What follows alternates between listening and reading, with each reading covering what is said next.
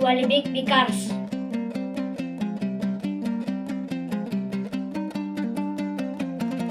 Ахмет Байтұрсынұлы. Оқуға шақыру. Балалар оқуға бар, жатпа қарап. Жуынып киініңдер шапшаңырақ.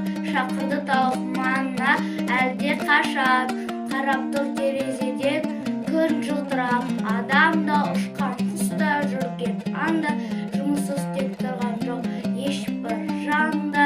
Кішкене қонызда жүр-жүгін сүйреп. Барады араларда ұшып балға. Күн ашық тоғайлар шат ұнжы орман.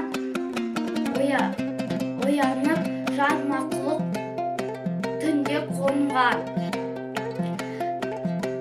Шығады тоқылдақтың тоқ-тоқ дауысы. Сайрағы сарғалдақтың сыңырлағаны. Өзенде балықшылар ау қарап жүр. Тоғайда орақ даусы шамшын ұрған. Алалап ал кітапты алғамыз. Құлдарына құдай сүймес жалқау болған. Өлеңдер, мысалдар, мақалдар, зерттеулер Ахмет Байтұрсынұлы туралы естелік. 40 мысал.